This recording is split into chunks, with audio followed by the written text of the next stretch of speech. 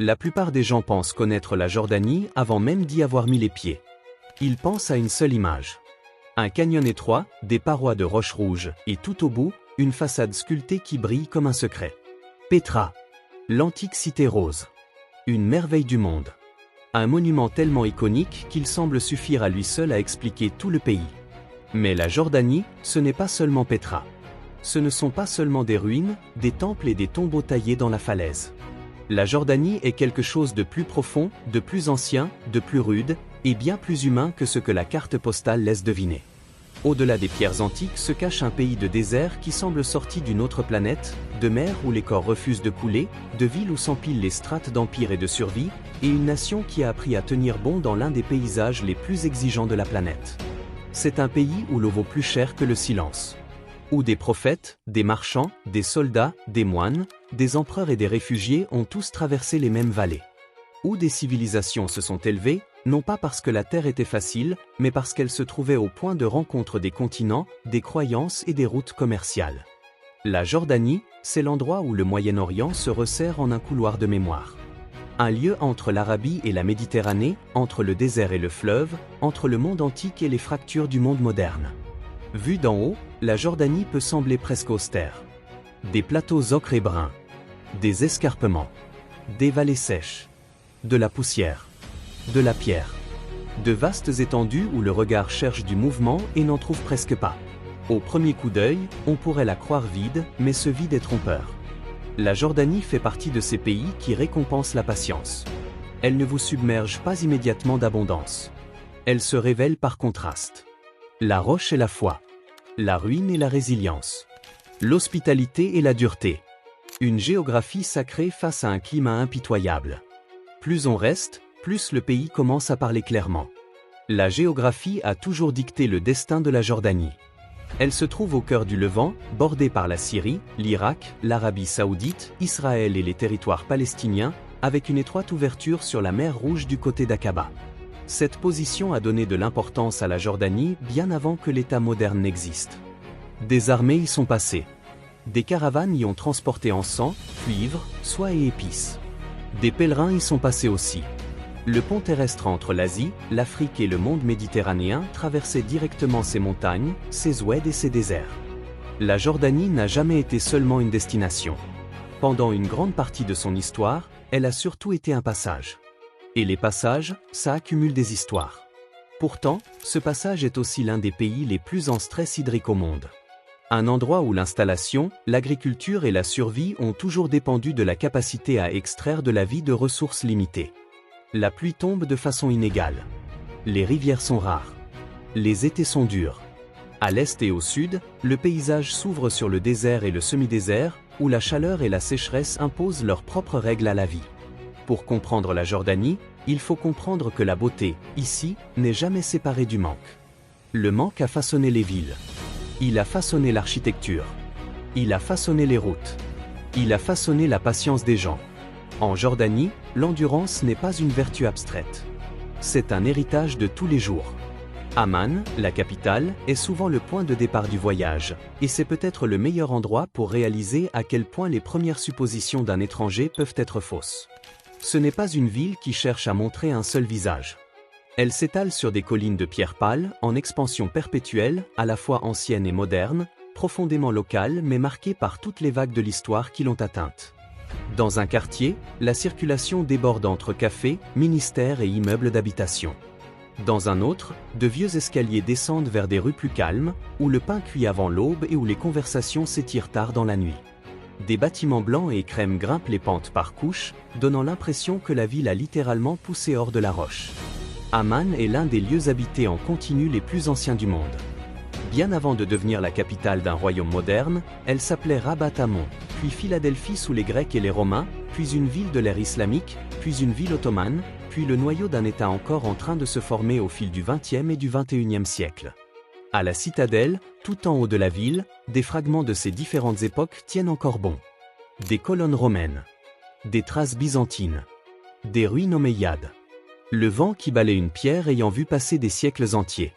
En contrebas, le théâtre romain épouse encore le flanc de la colline, un rappel qu'Amman n'a jamais été qu'une seule chose à un moment donné de son existence.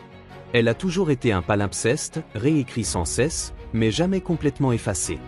Se promener dans Amman, c'est ressentir le rythme profond de la Jordanie. C'est un lieu de transition. Une ville où l'Orient et l'Occident, l'ancien et le nouveau, la richesse et la difficulté, la mémoire et l'improvisation cohabitent tous ensemble. Des librairies et des stands de falafel. Des bars sur les toits et des boulangeries de quartier. Des galeries d'art et des marchés de légumes.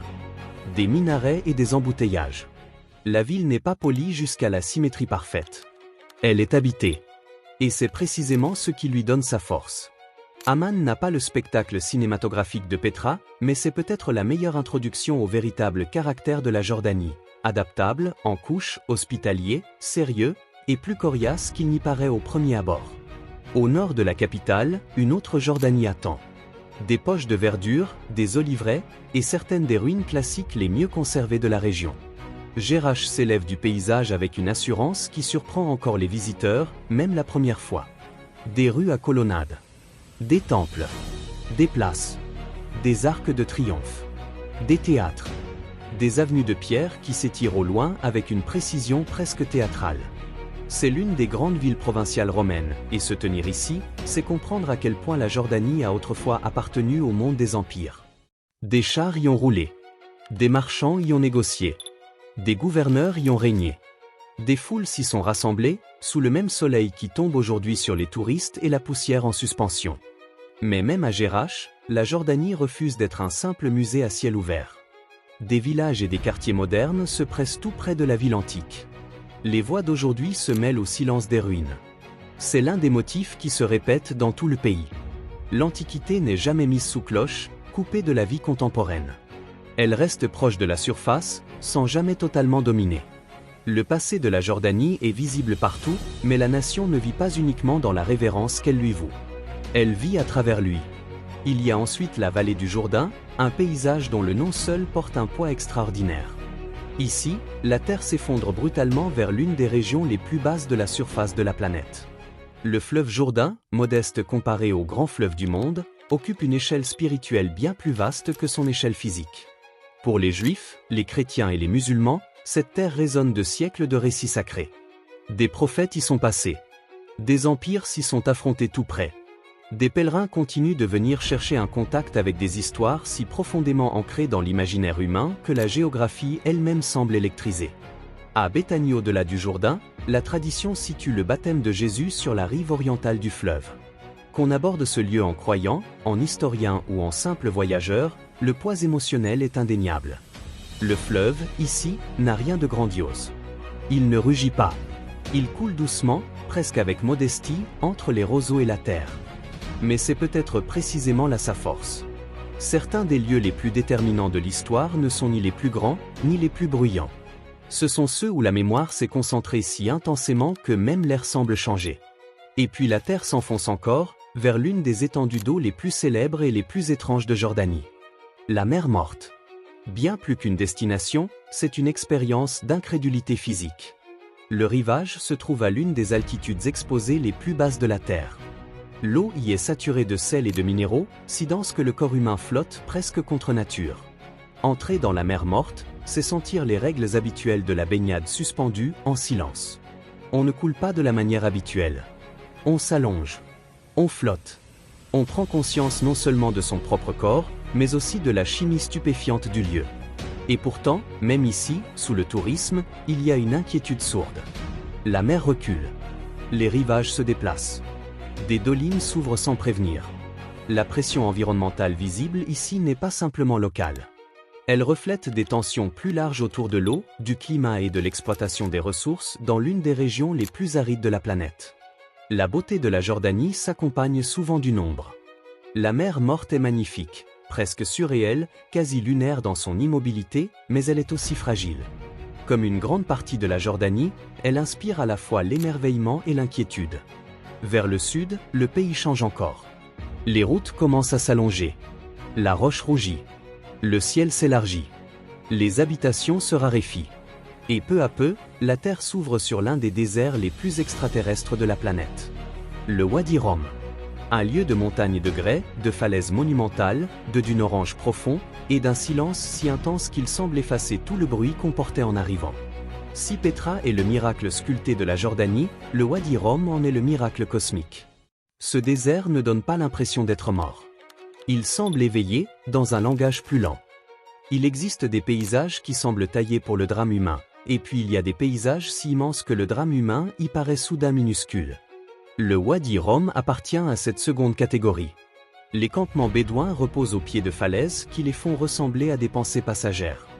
Des ponts de roches enjambent le vide. D'étroits canyons fendent la pierre, comme si une main géante avait un jour ouvert la terre en deux. Au lever du soleil, le désert s'illumine d'or. L'après-midi, il brûle en rouge. La nuit, sous un ciel sans aucune pollution lumineuse, il devient un océan d'obscurité percé d'étoiles si nettes qu'elles semblent à portée de main. Ce n'est pas un désert vide, même si les étrangers le décrivent souvent ainsi. Les communautés bédouines le connaissent comme un territoire de déplacement, de mémoire, de pâturage, d'orientation et d'appartenance. Des sentiers invisibles pour un visiteur portent encore du sens ici. Des inscriptions rupestres préservent des voies venues d'époques lointaines. Chameaux, campements, feux de thé, traditions orales et savoirs pratiques du désert relient le présent à un rythme de vie bien plus ancien. Le Wadi Rum a souvent servi de décor de cinéma pour représenter des planètes extraterrestres, et on comprend pourquoi. Mais l'ironie, c'est qu'en le qualifiant d'extraterrestre, on passe parfois à côté de tout ce qu'il a de profondément humain. Si Petra est le visage que le monde connaît, Wadi Musa et l'ensemble de la région de Petra sont l'endroit où la Jordanie commence à révéler ce qui se cache derrière ce visage. Petra ne se dévoile pas d'un seul coup. On y accède par le Sik, un canyon étroit dont les parois montent et se referment autour de vous comme un couloir de pierre pensé pour le suspense. La lumière change à chaque virage. Les couleurs passent du rose à l'ambre, puis à la rouille, puis au cramoisi. Et soudain le canyon s'ouvre, et la voilà. Al-Khazneh, le trésor, cette façade qui a inspiré des milliers de photos et qui, malgré tout, survit au poids de l'attente qu'elle suscite. Mais Petra est bien plus vaste que cette seule image. Ce n'est pas un seul monument. C'est une ville. Des tombeaux, des escaliers, des temples, des canaux d'irrigation, des grottes, des lieux élevés, des monastères, et les vestiges d'une civilisation qui a su bâtir un empire commercial dans un paysage hostile. Les Nabatéens, qui ont construit Petra, avaient compris quelque chose d'essentiel sur cette terre. Celui qui maîtrisait l'eau ici maîtrisait la survie. Celui qui maîtrisait les routes maîtrisait la richesse. Petra n'a jamais été qu'un simple exploit spectaculaire de taille de pierre. C'était une stratégie incarnée dans l'architecture. Une capitale du désert soutenue par l'ingénierie, le commerce et l'adaptation. Plus on s'enfonce dans Petra, moins elle ressemble à une carte postale, et plus elle commence à ressembler à un organisme vivant. Les chemins bifurquent et grimpent. Des ânes passent. Le vent se glisse à travers des ouvertures taillées il y a des siècles. Des marches mènent jusqu'au monastère, massif et isolé, où l'effort de la montée fait presque partie de la rencontre elle-même. Ailleurs, des tombeaux royaux fixent le vide avec une dignité qui a résisté à l'érosion. La ville semble à la fois abandonnée et habitée, ancienne et vivante, morte et pourtant encore à l'écoute. C'est l'un des rares endroits sur Terre où l'on peut encore sentir comment l'architecture a autrefois négocié directement avec l'immensité de la géologie. Pourtant, le titre de ce voyage n'est pas Petra toute seule. C'est au-delà des pierres antiques. Parce que la véritable force de la Jordanie tient à la façon dont les monuments interagissent avec tout ce qui les entoure. Les routes, les villages, les plateaux désertiques, le thé partagé avec des inconnus, l'appel à la prière au crépuscule, l'histoire militaire, les chemins de pèlerinage, les histoires des réfugiés, la simple persistance de la vie ordinaire sous pression. La Jordanie n'est pas un pays qu'on peut comprendre uniquement par ses ruines. L'une des raisons, c'est que la Jordanie n'est pas seulement une nation d'antiquité. C'est une nation de résilience moderne. Au fil des dernières décennies, sa population a connu une croissance rapide, mettant sous pression le logement, l'emploi et les infrastructures. Elle a absorbé des tensions régionales qui auraient déstabilisé bien d'autres États. Les mouvements de réfugiés issus des conflits voisins ont transformé les communautés et les services publics. La pénurie d'eau reste sévère. La dépendance énergétique et la vulnérabilité économique restent des préoccupations constantes. Et pourtant, le pays a tenu bon avec une constance qui, vue de l'extérieur, est souvent sous-estimée. Cette constance n'a rien d'accidentel. Elle s'enracine dans l'art de gouverner, dans la géographie, dans les alliances, dans la cohésion sociale, et dans une culture qui considère l'hospitalité non pas comme un spectacle, mais comme une obligation. Partout en Jordanie, l'invité est pris au sérieux. Le thé arrive vite. Le café porte un sens rituel. Les repas s'étoffent. La conversation compte. L'hospitalité, ici, n'est pas simplement de la générosité. C'est une identité. Dans un environnement rude, l'ouverture envers le voyageur est devenue l'une des habitudes morales durables de cette terre. S'asseoir dans une maison ou un campement jordanien et se voir offrir un thé sucré bien au-delà de ce qu'on attendait, c'est entrevoir à quel point survie et dignité sont entremêlées ici depuis longtemps. Dans le désert, l'hospitalité peut faire la différence entre l'épreuve et la protection. En ville, elle devient un ciment social. Dans les deux cas, c'est une manière de dire que la difficulté n'excuse jamais la mesquinerie. La Jordanie est peut-être un pays aux ressources limitées, mais ce n'est pas un pays à l'accueil limité. La nourriture raconte la même histoire. Le mansaf, plat national, est bien plus qu'un repas. C'est une cérémonie, de l'histoire et de l'appartenance, servie sur un plateau commun. Riz, agneau et sauce au yaourt fermenté se rejoignent dans une forme qui porte à la fois célébration et mémoire. Ailleurs, il y a le houmous, les falafels, les grillades, le pain coubes encore tiède, les olives, le labneh, les pickles, et des douceurs baignées de sirop et de patience.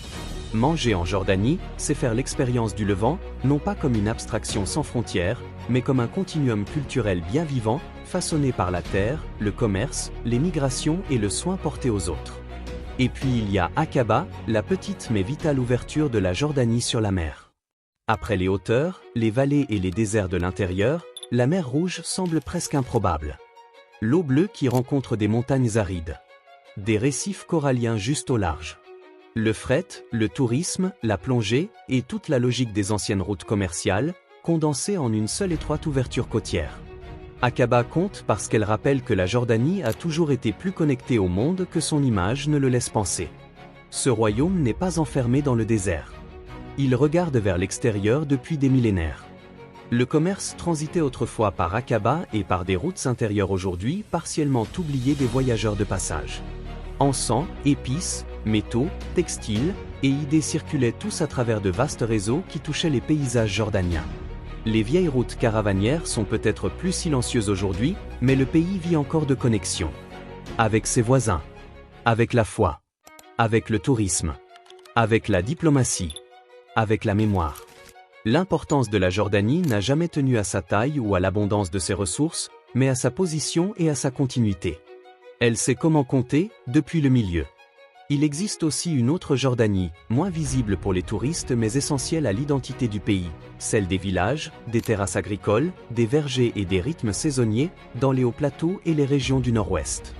Ici, le paysage s'adoucit par rapport au grand désert. Les oliviers habillent les pentes.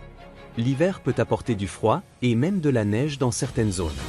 L'idée d'un Moyen-Orient réduit à la chaleur et au sable commence à s'effriter. La Jordanie contient plus de diversité que les étrangers ne l'imaginent souvent, et cette diversité s'accompagne d'une géographie humaine bien plus complexe que le royaume désertique unidimensionnel des clichés. Cette complexité se retrouve aussi dans la religion. La Jordanie est un pays à majorité musulmane, mais profondément marqué par l'histoire chrétienne, la géographie biblique, et une longue tradition de coexistence. Mosquées et églises ne se dressent pas comme des contradictions, mais comme les preuves superposées de la façon dont les croyances ont traversé cette terre au fil des siècles. Ahmad-Abba, célèbre pour ses mosaïques, en particulier l'ancienne carte de la Terre Sainte, l'art sacré relie l'archéologie et la dévotion sous une forme tangible. Le mont Nebo, associé à la dernière vision de Moïse sur la terre promise, ajoute une couche supplémentaire à la carte spirituelle de la Jordanie. Peu de pays portent autant d'associations sacrées entremêlées dans un espace relativement compact. Et cette sacralité n'est jamais très loin de la politique. La Jordanie se trouve dans l'un des voisinages les plus disputés de la planète. Ici, les frontières ne sont pas de simples lignes. Ce sont des nerfs à vif. Le royaume a dû naviguer entre des guerres tout autour de lui, des alliances changeantes, des pressions économiques, et les conséquences d'une instabilité qui échappe à son propre contrôle. Et pourtant, malgré tout cela, la Jordanie a réussi à cultiver une image de stabilité relative. Il ne faut pas transformer cela en fantasme de perfection. Les défis sont bien réels. Mais la résistance de l'État et de la vie sociale qui s'y déroule reste frappante. C'est peut-être parce que la Jordanie, plus que certaines autres nations, a appris l'art de l'équilibre. Équilibre entre modernité et tradition. Entre ouverture et prudence. Entre appartenir à la région et essayer de ne pas se laisser engloutir par ces tempêtes. Entre développement et pénurie. Entre mémoire et exigences pratiques du présent. L'équilibre ne veut pas dire la facilité. Il veut dire des ajustements constants. L'histoire de la Jordanie est faite de tels ajustements. Même son architecture reflète cette logique. Dans les zones urbaines, la pierre pâle domine, non seulement par tradition visuelle, mais parce que la terre elle-même semble le suggérer. Les bâtiments semblent souvent surgir des mêmes tons que les collines alentours. Dans les zones rurales, les formes répondent à l'exposition, à la chaleur, au vent, au relief. Dans le désert, les campements et les structures doivent négocier avec les extrêmes. Dans les grands sites antiques, l'architecture devient presque indissociable de la géologie elle-même. Partout en Jordanie, construire a toujours signifié négocier avec l'environnement. Et cet environnement n'a rien de sentimental. La chaleur estivale peut être impitoyable. L'eau reste une angoisse nationale. La désertification et le changement climatique intensifient d'anciennes pressions. L'avenir du pays est lié non seulement à la politique et à l'économie, mais à la gestion de ressources limitées face à une demande croissante. En ce sens, l'histoire de la Jordanie est aussi une histoire sur l'avenir de tout le Moyen-Orient au sens large. Comment un pays reste-t-il vivable quand la marge d'erreur écologique se réduit? Comment préserve-t-il la stabilité sociale quand la pénurie devient la condition de fond? C'est peut-être pour ça que la Jordanie procure une force émotionnelle si intense quand on la vit vraiment. Parce que sous la beauté et l'antiquité se cache une vérité plus difficile. C'est un pays qui survit non pas parce que les circonstances sont faciles, mais parce que l'adaptation est devenue une habitude culturelle. Les Nabatéens se sont adaptés. Les tribus du désert se sont adaptées. Les villes se sont adaptées. Le royaume moderne s'adapte. Des époques différentes, des méthodes différentes, mais toujours le même défi de fond. Comment vivre avec peu, comment rester cohérent sous pression, comment trouver du sens dans une terre qui exige du sérieux. Tenez-vous dans le Wadi Rum au crépuscule, quand le grès s'assombrit et que la dernière chaleur commence à quitter l'air, et la Jordanie peut sembler presque éternelle. Tenez-vous à Petra avant l'arrivée complète des foules, quand la pierre brille doucement et que le canyon garde encore quelque chose d'intime, et le temps lui-même semble ralentir. Flottez dans la mer morte sous un ciel blanc et dur, et vous sentez la planète redevenir étrange. Regardez la ville depuis la citadelle d'Amman, par-dessus les collines pâles, et vous voyez d'un même regard l'antiquité et les tensions du présent. Ces lieux sont différents, mais ensemble, ils disent quelque chose de similaire. La Jordanie n'est pas un pays d'abondance facile. C'est un pays de sens concentré. Et c'est peut-être pour ça que les visiteurs repartent si souvent surpris. Pas parce qu'ils ont trouvé Petra magnifique, ils s'y attendaient. Pas parce que le Wadi Rum avait des airs de cinéma, ils s'y attendaient aussi. Mais parce que le pays, pris dans son ensemble, se révèle plus cohérent, plus digne et plus émouvant qu'il ne l'avait imaginé. La Jordanie s'imprime durablement non pas parce qu'elle crie, mais parce qu'elle s'accumule. Scène après scène. Colline après colline. Tasse de thé après tasse de thé. Pierre après pierre. Au-delà des pierres antiques se cache un pays bien vivant. Un pays de tension et de fierté. Un pays de fleuves sacrés et de mers qui reculent. Un pays de rues romaines et de chômage moderne. Un pays de monastères, de mosquées, de campements bédouins, de quartiers de réfugiés, de ministères, de marchés, de forteresses et de déserts. Un pays fragile, oui, mais aussi endurant. La Jordanie ne rentre pas facilement dans un seul récit. Elle est biblique et moderne, touristique et sérieuse, aride et émotionnellement riche, ancienne et résolument contemporaine, tout à la fois. Au fond, la plus grande force de la Jordanie, c'est peut-être qu'elle vous apprend à lire la pierre autrement. Non pas comme une matière morte, mais comme un témoin. Les falaises de Petra. Les colonnes de Jerash. Les croûtes de sel de la mer morte. Les hauteurs de la citadelle d'Amman. Les montagnes du Wadi Rum. Les vieux châteaux du désert. Les mosaïques des églises de Madaba. Les forteresses, les oueds, les cols, les plateaux. En Jordanie, la pierre se souvient des empires, des prières, des caravanes, des sièges, des sécheresses et des accueils. Elle se souvient à quel point la survie a toujours été difficile ici. Et à quel point, malgré tout, les gens ont continué à construire. Alors non, la Jordanie n'est pas seulement Petra. Ce n'est pas seulement un coffre au trésor archéologique. C'est un royaume de seuil. Entre les continents. Entre la pénurie et la grâce. Entre le monde antique et le présent inachevé. Un lieu où l'histoire ne reste pas derrière un cordon de velours, mais respire à travers des rues vivantes et des paysages exigeants. Un lieu où l'histoire la plus importante n'est pas seulement ce qui a été bâti il y a longtemps, mais ce qui continue de tenir bon aujourd'hui. Et quand le soleil commence à tomber derrière les hautes crêtes désertiques, quand les pierres rouges s'assombrissent et que l'appel à la prière traverse une ville de collines pâles, quand le thé se verse et que le vent s'adoucit sur un sable qui a autrefois porté des caravanes, la Jordanie révèle son vrai visage. Pas seulement une merveille du passé, mais une leçon d'endurance.